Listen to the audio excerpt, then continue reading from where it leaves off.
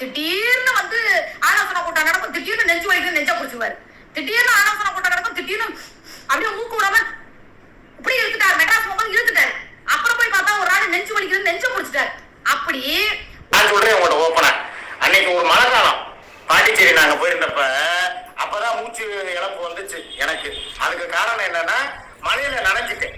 ஓவரா வந்து குளிர். அதனால என்ன ஆகி போச்சு, யாருக்குமே என்ன ஆகும், குளிர்ல வந்து அப்படியே நடந்து போகும்போது ஒரு மழையில நனையும் போது மூக்கடைக்கலாம், ஜலதோஷம் பிடிக்கலாம். அதனால அன்னைக்கு நைட்டு எதுவும் நடக்கல. மூக்கடைப்பு ஆனதுலாம் உண்மைதான், வேற எந்த அடப்பும் ஆகல. ஆனா இவ அன்னைக்கு மூக்குக்குள்ள 1 லிட்டர் எண்ணெயை ஊத்துனா. எண்ணெய் பாட்டில் வாங்கிட்டு போனது எதுக்கு, தலைக்கு தேய்க்க. ஆனா இவ என்ன பண்ணா, அது 2 மூக்களையும் விட்டு இவளே பெரிய டாக்டர் மாதிரி, இவ ஒரு நாட்டு வைத்தியர், சித்த வைத்தியர் மாதிரி படுன்னு சொல்லி மூக்கு 2 மூக்களையும் ஓட்டக்குள்ள எண்ணெயை ஊத்தி விட்டுட்டாங்க. ஊத்துல மூக்கு வழியா ஊத்துன எண்ணெய் வாய் வழியா வெளியே வந்துருச்சு. அந்த அளவுக்கு இவ எனக்கு ட்ரீட்மெண்ட் பார்த்தா. எதுக்காக, ஜலதோஷத்துக்கு. மற்றபடி எனக்கு மூக்கடைச்சதுக்கு காரணம் வேற எதுவும் கிடையாது. அதே மாதிரி நெஞ்சு வலி வந்ததுக்கு காரணமும் நான் சொல்றேன். அன்னைக்கு ஏதோ ஒரு பிரச்சனை எனக்கும் சூர்யாவுக்கும். வண்டியில போய்கிட்டு இருக்கும் போதே கார்ல இங்க இருந்து போனோம் சென்னைக்கு, கலடா சேனல் இன்டர்வியூ இருக்கும்போது டயர்டா இருந்துச்சு. 2வது அன்னைக்கு ஏதோ ஒரு பிரச்சனைனால சிகரெட் ஓவரா குடிச்சேன்.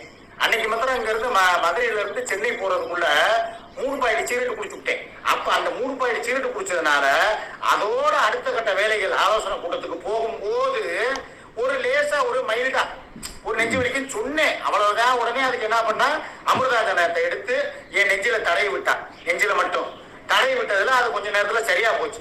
இத மனசுல வச்சுக்கிட்டு அவருக்கு அந்த நேரம் நெஞ்சு வலிக்கும், மான்வேட்டை பண்ணும் போது அவருக்கு வந்து மூக்கடைக்கும், அவருக்கு வீசிங் ப்ராப்ளம், இப்படி எல்லாம் சொன்னா இது எச்சரிக்கை நான் கொடுப்பேனா கொடுக்க மாட்டேனா இப்பயும் சொல்றேன். இதுக்கு மேல என்னை தேவையில்லாம இன்னும் கொஞ்சம் இருக்குன்னு நினைக்கிறேன். இருங்க, அதை முடிச்சு விட்டுருவான். ஏன்னா அவன் பினிஷிங் பண்ணாம இன்னும் ஒண்ணு பேசியிருந்தா.